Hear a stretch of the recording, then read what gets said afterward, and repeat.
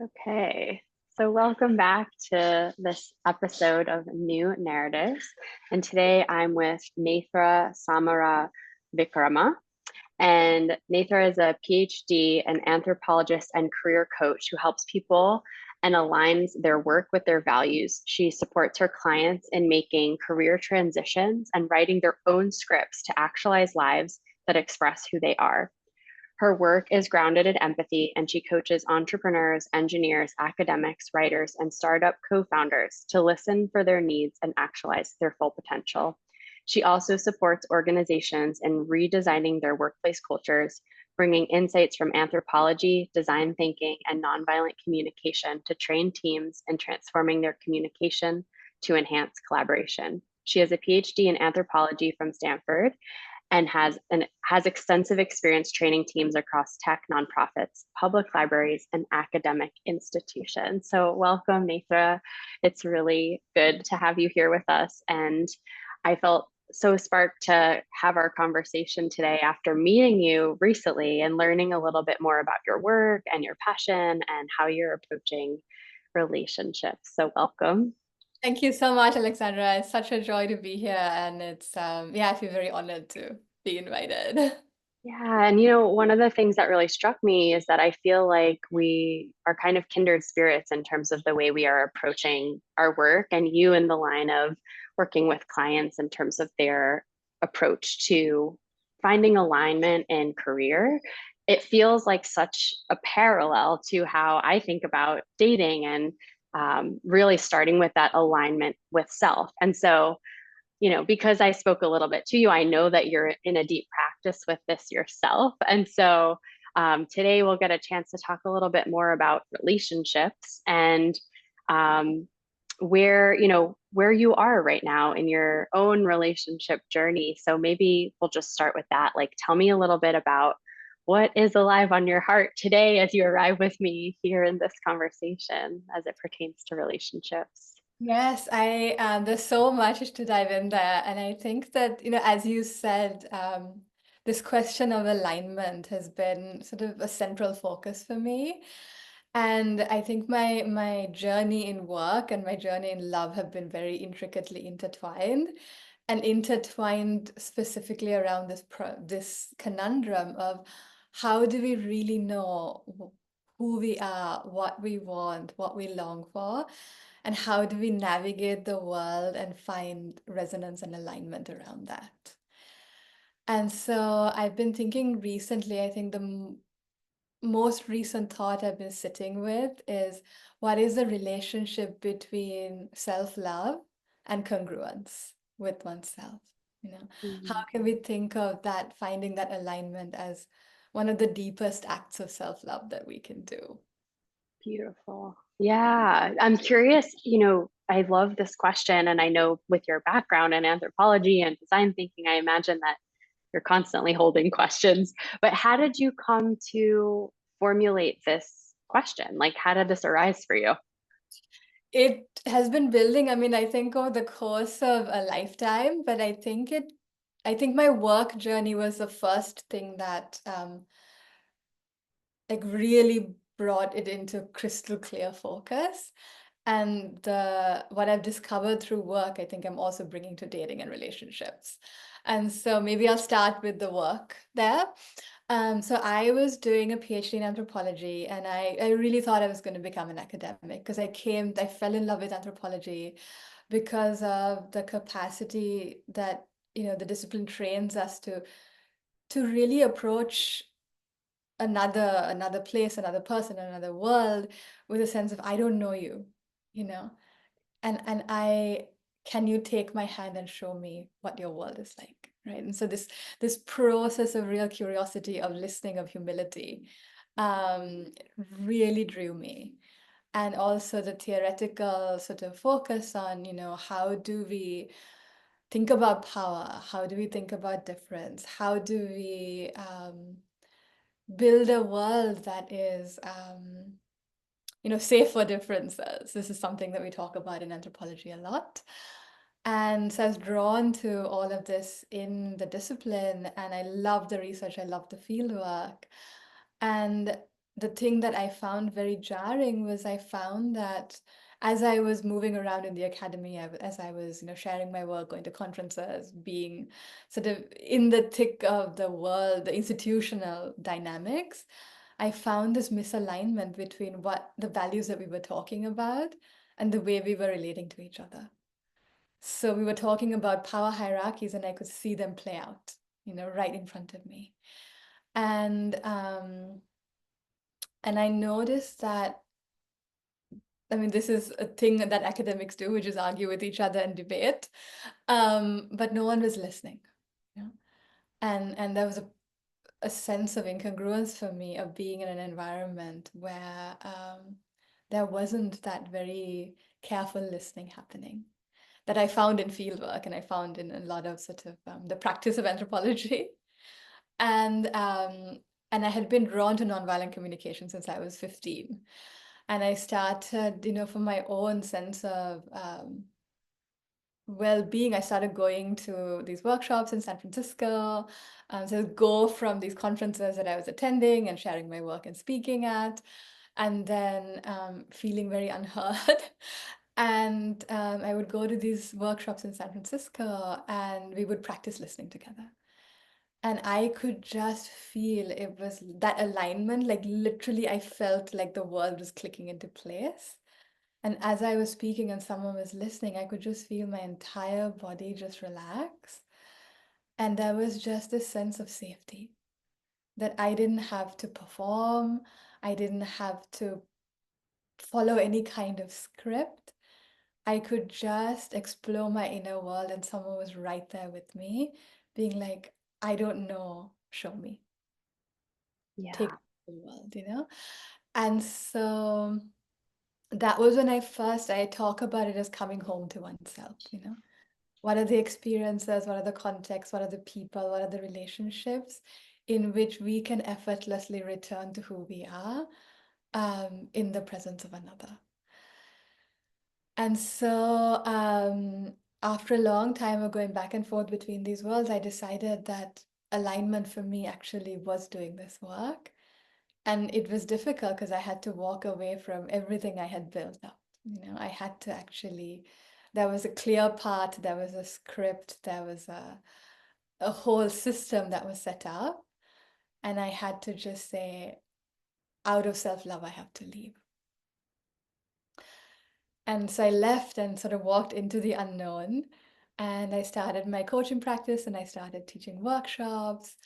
And it was an act of self-love for me because what I noticed was that after every coaching call, after every workshop, I felt more myself than when I began the thing. So for me, coaching and teaching and facilitating this work has become a way of coming home. Beautiful. So it's like the way that you're living into relationships, the core value or the thing that you're looking for, resonating with, are the connections or environments that allow you to return to yourself in the process of being in the connection or in the work or in whatever the activity. Yes. Yeah. Yes, absolutely. And that search kind of comes from its opposite, right? From having enough experiences where that was not the case, that a longing develops to sort of move in search of it. Yeah. So, what I guess, for I resonate deeply with this, and it's one of the kind of core reasons I ended up creating Hum Hum actually was this: what is it like to connect with ourselves and find that connection in relationship, or like have that relationship deepen our relationship with ourselves? And I'm curious, in your experience, what do you notice about the felt sense of that? Like, what does it actually feel like? How can you recognize, this is taking me closer to me, this is taking me away from me? Like, how do you tell? I love the question. I think for me it formed very early on. I have a very close relationship with my mother. And from the time I was a child, I felt effortlessly seen and understood by her.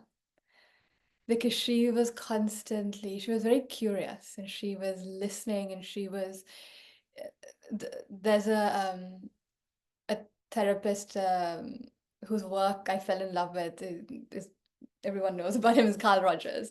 And he talks about this, he has this phrase called unconditional positive regard, where you meet another person and you're sort of listening through everything you're seeing, and you're looking for the parts of them that want to actualize themselves. So you're cutting through a lot of layers of anxiety, distress, compensation strategies, patternings, all of that stuff is there, but you're sifting through and you're looking for the part that it's like a seedling that wants to grow. Yeah. And so with my mother, I really felt that this is how she raised me, and this is how she sort of, she both listened to me and she attuned to me, and she shared her own vulnerabilities. And so together we were constantly exploring our inner worlds. And for me, I have the felt sense of it is relaxation and safety. Like my whole body just unwinds, you know? And there's this feeling of being, there's a warmth and a softness and a gentleness and a sense that, and also kind of intimacy that comes from that experience, and a deep bond that forms. And in the connections that don't have that, which, you know, as a child, I had this with my mother, and then I left the house and entered the world and really felt very confused because I felt like I had to follow some kind of script in order to be seen and belong. And so I had to actually not be myself in order to be validated. And so the pain of that, you know, was very palpable from childhood. And so that sense of misalignment is, you know, I think in my own body, I find myself withdrawing and retreating. Or I find myself working very hard to be seen. That there's this sense that like it's almost like there's a thread between the two of you, and someone is pulling away, and you're kind of trying to like, you know, catch this thread and pull it back. And there's a sense of hunger, I think, that comes with that. Yeah, it's really beautiful to hear about your relationship with your mother and how that kind of planted a seed, or at least created the blueprint for what it could feel like to be in generative relationship. Of like, I talk about this notion of like watering seeds, you know, like finding these beautiful attributes in people that we care about, or, you know, even strangers in a random conversation, and like watering that. Like, how do you amplify the parts that, you know, have these beautiful qualities? And you're right, sometimes there is a lot of sifting to do. And I'm one of the things that also stuck out is the sense of like, or how I'm analyzing it in my mind, hearing you, is this idea of like a generous view, like holding somebody with a generous view. And I think that in modern, or at least in like modern Western culture, there's this kind of like harshness or like criticism or judgment, which I think gets in the way sometimes of this generous view, because we're so busy like discerning and have guard.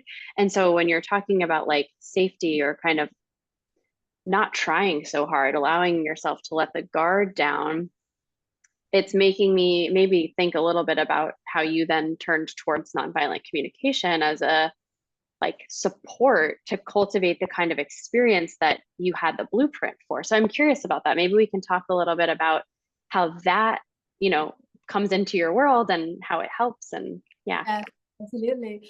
So NVC on nonviolent communication came to me when I was very young. I was 15 years old, and I was introduced to it by a British man who was a Buddhist monk, and he was practicing in a Theravada tradition in Sri Lanka. And these sort of patterns are also gendered, right? So I had this very close relationship with my mother, but I don't think I had encountered across gender lines this experience of being seen with gentleness and softness until I met him. And he listened, he listened in this very powerful way. He listened in this very deep way. And he had that generous view. And he introduced me to nonviolent communication. And I remember he gave me 3 cassette tapes of Marshall Rosenberg. And literally, when I heard it, something happened to my body. Like, I just felt like here was a path that was different from anything I had ever encountered.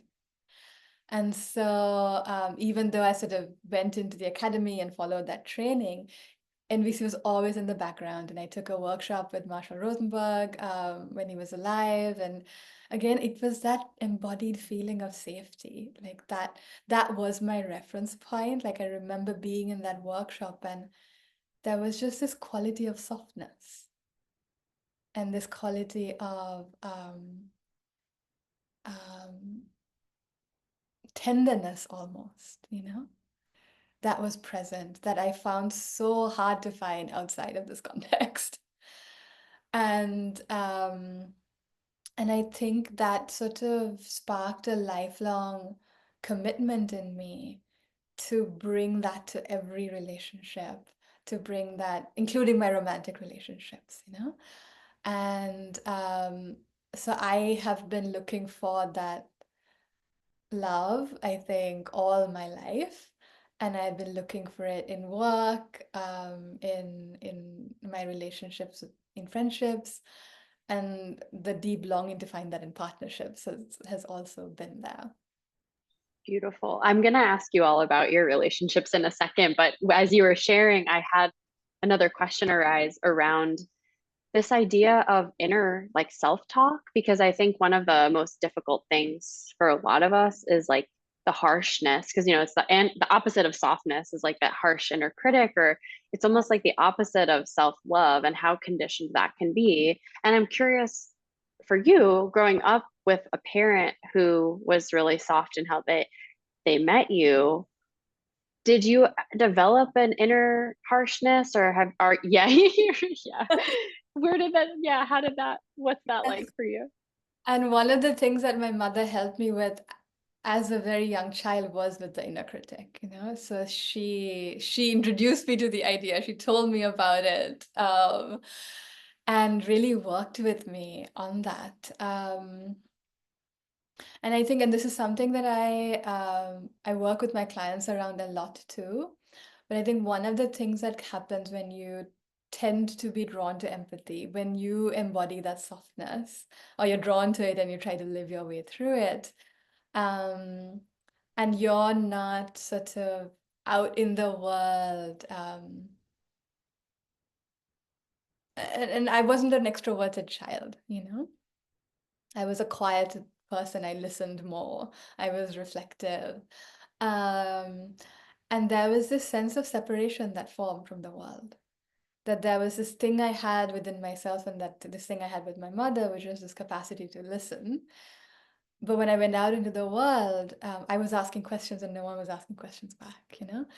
And so there was this sense that a person like me having this thing doesn't belong in the world. That the world out there was very different. And so I think a sense of separation formed, and a sense that the thing that I loved, like when I was in school, for instance, I would take my sort of philosophy books and sit under a tree and read, and my teenage friends would be doing the teenage thing, and I wasn't participating in that way. And so the thing that you love then becomes the very thing that you think is your inadequacy. Hmm. And it's taken a long process of deconstructing that idea, of being like, no, the thing that you love is actually the thing that's aligned. And the thing that I think for me, the beauty is that now it's the work I do. It Yeah. is somehow that the love of listening brought me to making that the center of my world. Yeah. Yeah, that's really beautiful. And how it takes courage ultimately to live into that in a way that like is expressed in the world, because it's one thing to kind of have this quiet longing in your heart or quiet affinity in your heart and to live into it on your own, but then to like make it your work and really continue to lean into that. It takes a lot of courage, especially when we are taught or conditioned that it's the very thing that makes us different or awkward or not belong or, fill in the blank. So yeah, this Gabor Mate, and maybe you've heard this, talks about like the trade-off sometimes between authenticity and belonging and how, oftentimes we're in this choice of like, can we have both? Like, yes. So it's making me think about that. And I'm curious now to talk a little bit about your relationships. And I know last we had spoken, you shared some about what you're cultivating in friendship and how that has really been setting kind of a new blueprint and a new bar in terms of what you want and need in relationship period, but then specifically in romantic relationships. So help us understand where you are in that. I'm happy to share, and I can maybe start with an earlier part before the friendships came. So I was in three long-term relationships. Two of them were longer, and the third one was shorter, and had very beautiful, powerful experiences, through these relationships. But there was there was a pattern that kept repeating that I discovered. And it was something that went like this. So in the beginnings of a connection, where the magic starts, right? You meet with someone and there's something about them that, they have like a trait that you admire. There's, confidence, or there's an artistic streak, or there's like an intellectual connection or physical attraction, but something that sort of draws you together, some kind of connecting thread, right? And then, so I found myself, drawn to a number of people. And in these connections, I would, bring this curiosity and bring that kind of, I want to know who you are. Can you show me? That was the natural way of being for me. And my partners, each person I dated said to me very early on, this is really surprising because you and I are very different, and I feel really seen, and I feel very safe. And there was this intimacy that sort of blossomed as a result of it, because people were vulnerable, and I felt seen for bringing the thing I love the most, which is listening, into the connection. And so at the beginning, this was a powerful bond that formed, out of intimacy, vulnerability, deep, deep conversations. But then time would pass, and we would have magical experiences together. We'd travel, we'd discover things, we'd discover ideas, share creativity. But then I would form ideas that were maybe different from them. And then when I would start to speak and come to them with this excitement of like, look what I discovered, I found that I wasn't met with the thing that I gave. And so instead, the person would argue with me, or they would debate, or they would sort of say, they would want to bring their own ideas. And I felt like I couldn't speak and be heard and be seen. And this pattern would happen in the relationship over and over again. When they would speak, I would listen. When I would speak, they would argue. Also a gendered pattern, right? Yeah. Yeah. So this kept, this happened. And then, and at the same time, I was receiving love from them. So the person I was with would do a lot of things for me. And so somehow I think I was drawn to men who express their love through acts of service, right? So there was a lot of giving on their part, but with each partner, I felt both cared for and unseen at the same time. Mm-hmm. There's a Mm-hmm. co-presence of this, and I have a term for it, which is love without recognition. Mm-hmm. So that was very confusing. Mm-hmm. Have both at the same time. And it got exacerbated in moments of conflict because I found that I was holding the container for two. So I was, they were speaking and I was listening and I was like kind of trying to find that light underneath, everything they were saying, including things that were hurtful to hear. And then I was trying to share and I was mediating. So this became very, very difficult to do. And at the end of the third relationship, I was just like, something is just profoundly missing. Like, why is this happening? What am I missing? You know? And I just decided to take a break. I was like, I can't do this anymore. Like, I need to just stop dating. So I did what a lot of people do. I deleted the apps. I just like burrowed into myself and I just focused on coaching and I focused on my work. Um, and something really beautiful happened. A friend of mine, who's a poet, said something to me after a breakup. She said, "Magic loves a void." And so in this void, I did discover some magic. I started connecting with people who were doing similar work. There were coaches, there were therapists, mediators, and including some people who I met, a number of people who I met on dating apps and decided to be friends rather than pursue a partnership with. But these were people who were sort of on the same path looking for the same thing. And I still remember this moment where I met my 78-year-old friend who's a psychotherapist.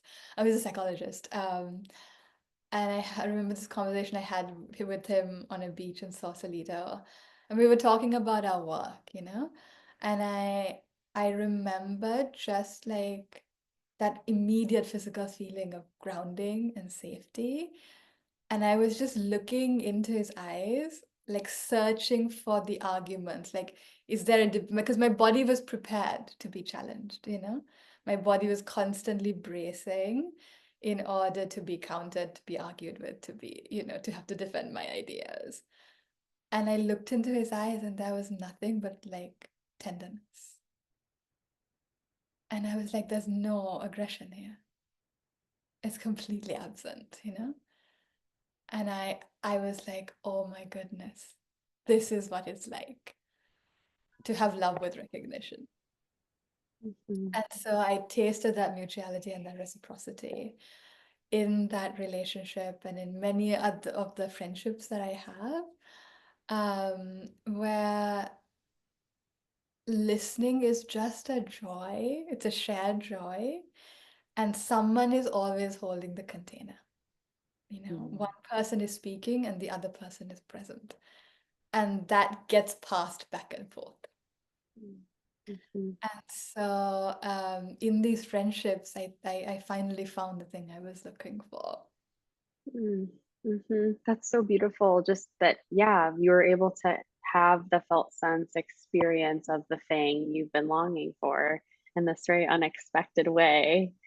And I think also I'm just struck by how, setting down dating as its own task and just turning to live into what are the things that are like lighting me up and giving me energy. And then that's where you made the connection with this person, right? It was through like a shared community, or was it through the nonviolent communication community, or no? This particular friend, the psychologist, we just randomly met on the beach one morning and started talking Wow.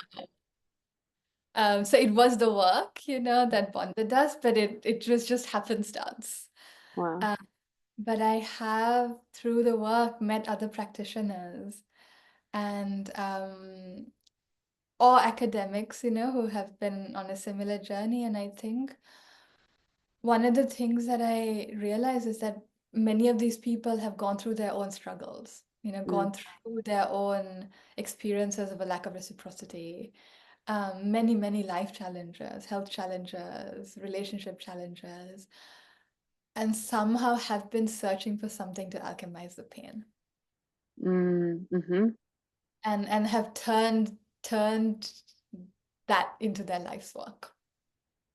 Huh. Yeah, that makes sense. I feel like I see that in general. Like oftentimes what we end up creating, I mean, myself included, is like to balm the heart in some way of what's been absent. It's like, okay, if it doesn't exist, well, I'm gonna create it or turn towards it in the work. Yeah, or offer it. Yes. Mm. So as you're sort of having these experiences where this need is getting met, how is it impacting or influencing where you are in your dating journey now, your relationship journey today? So it still feels like, very early stages. I decided to, like, I think I'm ready now to start again, you know? And there's a lot of vulnerability in that. And because I'm aware of my historical patterns, and I'm really trying to bring intentionality, not to just repeat the patterns of the past. And I think that what I have now is a reference point. And I know the power of a reference point because with my coaching, when I coach clients for work, I ask them to often think about something that they do where they feel connected to themselves, that's aligned. And I ask them to cultivate that. Do the same thing every day. Return to the same practice, return to, if it's an art form, if it's some piece of their work that they love. Because, what you pay attention to grows, right? And so it's a way of directing attention.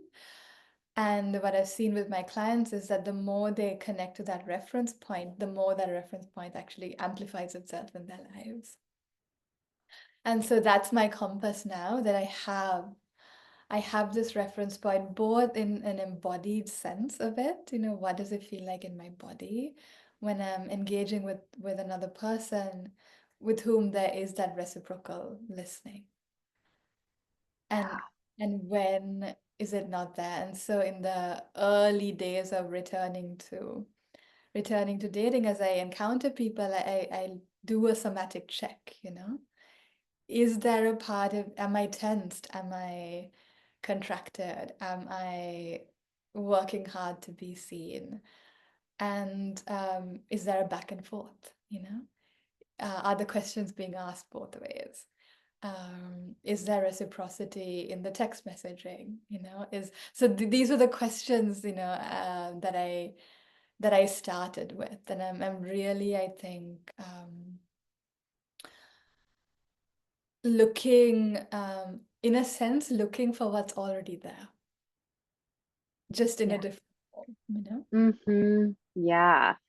I think also you're pointing to something that feels important, which is like instead of focusing on what you don't want or avoiding, like what, repeating patterns, it's like you're listening in to see if the felt sense of what you want to experience is present. And you like, that's what it sounds like to me. It's like, oh, yeah, is this how am I feeling in my experience with this person?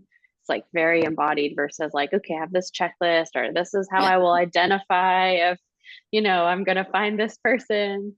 It's like very much about what your experience with them is real time. Mhm. Hmm. And two other things come to mind. There's a framework that I've used in coaching, that was introduced to me by one of my former collaborators, which is the idea of a magic circle. So if you imagine a circle, the things that are possible within the circle are shaped by what's left out of the circle. Right? So the circle has a boundary. And that boundary is actually a boundary that is enlivening and protecting and life-giving. And so in these relationships that I have with, in these friendships, one of the things I know what's left out, it's very clear to me. Judgments, blame, advice, criticism, any form of engaging with another with the idea that I know better than them what they should do. You know? So Mm-hmm. a lot of that stuff is left out. And because that's left out, what is possible is this incredible capacity to feel seen Mm-hmm. and to be known for who you are and held in all your vulnerabilities.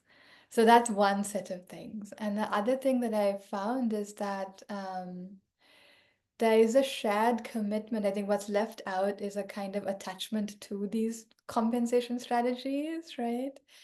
And everyone I am in these close relationships with are working on releasing those old patterns, you know, and are supporting each other in doing boundary work, in really asking for what they want, and in the relationships. One of the most beautiful things I've found is that it's not that we don't trigger each other or step on each other's toes, but it's like when we do, the person who did the action that was disconnecting will take the initiative to do the repair work Mm-hmm. out Mm-hmm. of their own ethical stance of this is how I engage. Mm-hmm. They do it for themselves, and so because of that, bringing up something difficult is vulnerable, but there's a sense of safety in that. Mm-hmm. And the behavior changes, or there is actually a shift in the thing that happens, and I don't find that repeating cycle happening. Yeah, right. Like there's shared responsibility for the relationship, for the care. And I think it's important what you're saying too, that like people aren't perfect, but there's the shared orientation towards if there's a mistake, because we're all going to make them, then I will take responsibility for that and clean it up, or I will want to do the repair, or, I will want to know if I have a blind spot or I didn't know, it's like, I think that's one of my teachers talks about how like wanting to create culture where there's actually more room for mess ups and building relational resilience where it's like, okay, we're humans, we're doing our very best, we're oriented with the same hope of like taking care of ourselves and each other, and it's not to like avoid the mess ups. It's actually like, of course, it's going to happen in relationship because we're human. So I'm curious about this actually, in the way that you're practicing with it and working with it. Um, do you have like moments of mistakes or mix ups that happen that you feel like built trust and connection? Yeah. Yes, absolutely. Let me think of a moment. This happened in a collaboration um, with a friend, and I've had collaborations. Collaborations are also like partnerships, I think, right? Where the same things can happen. 100%. Yeah. Um, and I've had collaborations where, the same pattern in romantic relationships repeated, where I was holding the container for two. That I was doing the logistics, I was, keeping track of the timelines, and so that the person was there excited for the brainstorming, but was like not there for the the kind of yucky work, of bringing a project into being. And so I've experienced feeling drained. And so when I returned to collaboration with a friend, and I had this kind of ghost of that past with me. And things were going really well. And then they got busy. And I remember this one moment, and I could feel um, the person kind of the attention going out, and that kind of mutual sense of together, we're in this together, was dissipating a bit. And I remember this moment where I looked at my collaborator and I said, I love this, and I'm only doing this if you're with me 100%. And if you're not with me 100%, I don't want to do it. And the person just stopped in his tracks. I was very scared saying it, because I also value the connection. Yeah. And I really wanted to run the workshops. I really wanted to do the project. Like it was so important to me. But I said to myself, this time I'm going to prioritize reciprocity over the project. Beautiful. And as an act of self-love, Yes. and the person looked at me, stopped in his tracks and said, okay, I'm going to cancel the thing that I was doing. Let's go. Let's go do the work. And at the end of that meeting said to me, thank you for saying what you said, because it woke me up. Yeah. Mm, And so, yeah. and it flowed beautifully after that. And so that was an experience, a reparative experience, because I think we heal in relation. We get hurt in relation and we heal in relation. And so this was an experience for me of being like, I know that in the connections that have this ethics of relating that I am looking for, you can speak up, boundaries get crossed, and when you speak up, they actually listen, Mhm. and it strengthens the connection and it strengthens the trust. Mhm. And Mm. so I think that's another thing that I am taking into the explorations in dating of like, how can we, um, in the small moments, explore things that have been difficult for us to do before? How can we voice our vulnerabilities? How can we ask for the things we need? How can we say no? How can we say this is a boundary? And then see what comes our way, and, Yeah. and, and through that navigate. Yeah. I think it's so clear that the setting of the boundary in terms of claiming your desire, this is what I want in order to do this, and I will not do it unless there is this present.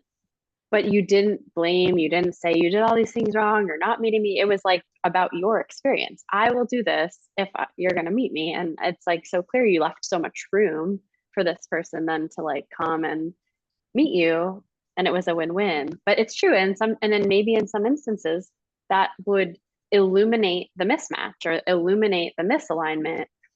And so yeah, it's like taking the risks to say what actually is aligned and isn't. And I think that's where the gold is. It's like being courageous enough to see, will I be met? Is it aligned? Is it not? And that which isn't, like letting it fall away, or letting it rise to meet you where you are. Yeah. Very much so. And another thing that comes to mind is that I think this is something I'm approaching dating with, which is that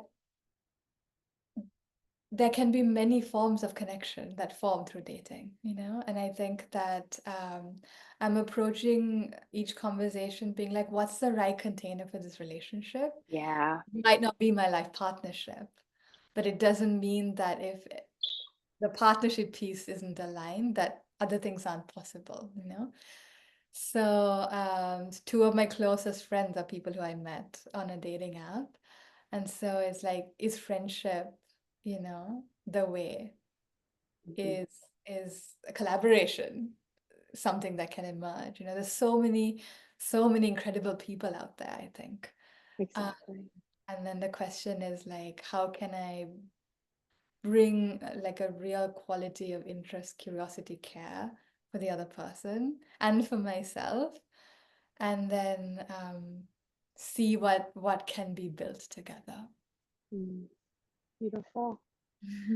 That's really beautiful. Yeah, we talk a lot about the notion of intelligence, like the intelligence of a connection and how it wants to move. How does it want to express? And kind of like you're saying, what's the right expression? But sometimes we don't get to know that for time. And it really does require this like curiosity to stay with the thing without imposing upon it or demanding from it. It's like listening together into what is the intelligence of this connection. That's really beautiful that you're practicing. So we're basically at time. So I will have us close with, I mean, you've shared so much wisdom already, and I think there's so many parallels with how you're, coaching and offering um, your wisdom in the world in that way. But if there's any like piece of wisdom that you want to leave people with that either has really supported you or that you've learned through your own practice and journey? We'd love to close with that. Yes, I think that maybe it's that self-love means leaning towards reciprocity, you know, Mm, and I think in my own journey and with the journey that so many of my clients have gone through, I think many of us were trained that love means sacrificing ourselves in some way or the other, mhm. and giving up on the things we want in order to receive love, right? And that we give up a lot of authenticity in search of belonging. Yeah.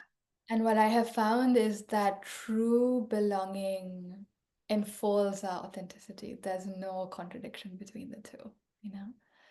Because when you find the people who are your people, they're here for who you are. They're here for parts of you that are really you. And you don't have to sacrifice yourself in order to receive love. Yeah, beautiful. Thank you for that reminder. And so, if folks want to learn more about your work and how to connect with you, and I'm going to put it also in the yeah, show notes, but will you share with us how we can learn more about your work and if people want to collaborate with you or work with you? Yes, so they can find me on my website, which is www.workwithnethra.com. And I also have a newsletter that I send out with some writing, and I have a bi-weekly listening circle called the Holding Space.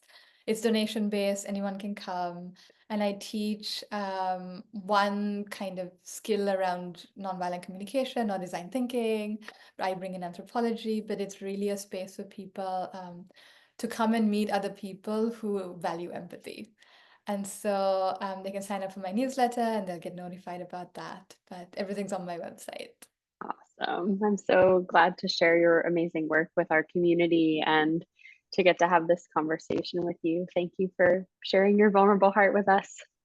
Thank you so much for having me, Alexandra. I love the work that you're doing. I think the world needs it so much. And I'm just delighted to be able to talk to you. For sure. Oh, thank you.